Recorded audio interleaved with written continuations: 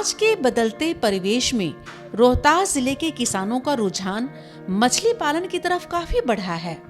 ये अपने तालाब में मछली पालन से सालाना लाखों रुपए की आमदनी तो प्राप्त कर ही रहे हैं, साथ में तालाब के पानी से बागवानी और लाभकारी फसलों की खेती कर क्षेत्र के अन्य किसानों को एक नई सीख देने की ओर अग्रसर हैं। आइए सुनते हैं सफलता की कहानी मत्स्य पालक की जुबानी।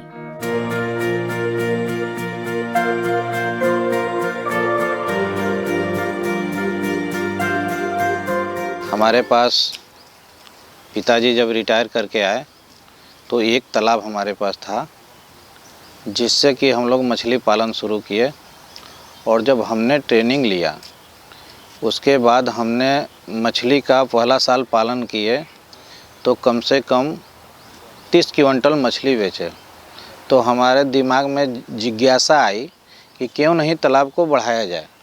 तो हमने भूमि संरक्षण कृषि विभाग के पास गया तो हमको एक तालाब 80,000 रुपये का अनुदान के रूप में मिला।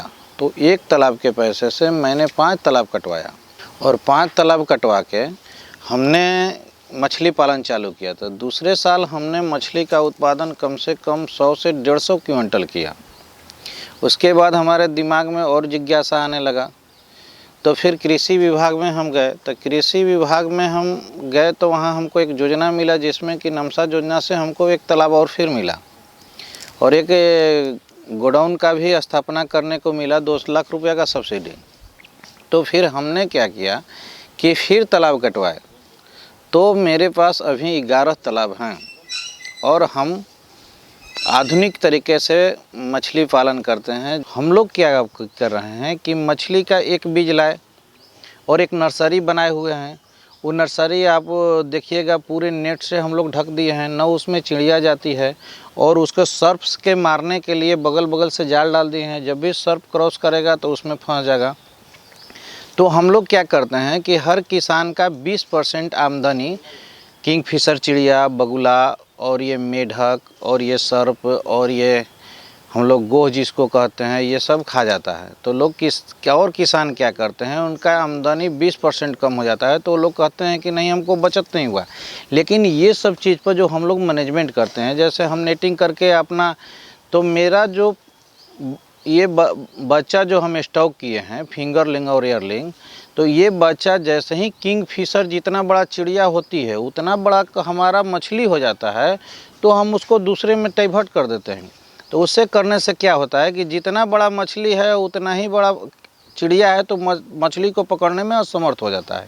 तो हमारा इससे बचाव हो जाता है, जिससे 20% 30% हमारा आमदनी बढ़ जाता है। और 1 महीने में नर्सरी का बच्चा जो किंगफिशर चिड़िया के बराबर हो जाता है, उसको फिर दूसरे में डाइवर्ट करते हैं, फिर बच्चा स्टॉक करते हैं, फिर 1 से 2 महीने में उसको अलग करते हैं।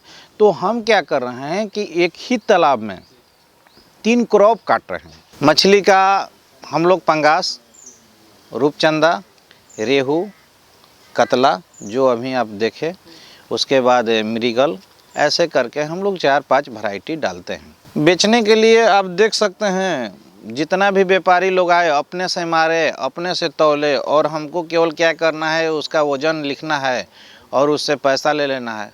आपको फीडिंग करना है पर डे। हमारे जो सीएम का जो कहना है कि हमारे बिहार का हर थाली में एक व्यंजन हो, उस चीज़ को हम लोग यहाँ दिखा देंगे। हम 4 बीघे में कम से कम 400 क्विंटल मछली का अभी उत्पादन करते हैं, जिससे हम लोग मछली पालन और सिंचाई दोनों काम करते हैं। इसमें हम लोग मछली, प्यासी, रोहू, कतला, रूपचंदा, बिकेट यही सब डालते हैं। हम लोग यहाँ के लोकल मार्केट चिनारी और ससरा में बिक्री करते हैं। चारों तरफ तालाब के पौधा भी लगाए हैं, शीशम और सागवान का। मछली पालन और खेती से हम लोग का पहले से इनकम बढ़ रहा है। हम आपको बता दें, सरकार के सहयोग से जिले में अवस्थित कृषि विभाग एवं आत्मा रोहतास द्वारा किसानों की आय दुगुनी बनाने की कवायद शुरू कर दी गई है। इसके तहत जिले में कृषकों को मछली पालन पर प्रशिक्षण दिया जा रहा है। भूमि संरक्षण विभाग के सहयोग से किसानों के निजी जमीन पर 90% अनुदान पर तालाब का निर्माण कराया जा रहा है। फलस्वरूप किसानों के जीवन में खुशहाली आ गई है।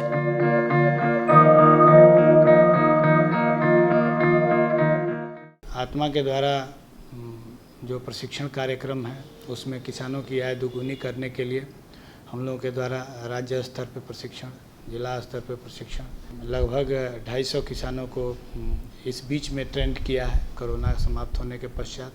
और उसके बीच में भी जब भी किसानों की आवश्यकता होती थी मोबाइल के माध्यम से या ऑनलाइन तरीके से हम लोगों ने बहुत सारे नौजवान किसानों को जो इस बारे में जानकारी रखना चाहते थे उन्हें प्रशिक्षित किया है। आत्मा में किसान पाठशाला का जो कार्यक्रम चलाया जा रहा है, हम लोगों के यहाँ खेत में जा कर के किसानों का ग्रुप बना करके किसान पाठशाला चलाया जाता है और समय समय पर किसानों को नई तकनीकी जानकारी दी जाती है।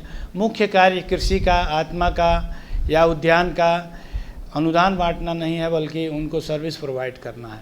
हम लोगों के द्वारा जब प्रशिक्षित किया जाता है किसान पाठशाला के माध्यम से, अन्य माध्यमों से, जो भी फील्ड में या अन्य जगहों पे जो कार्य कराए जा रहे हैं उन सभी तरीके के कार्यों से किसानों को लाभ होता है।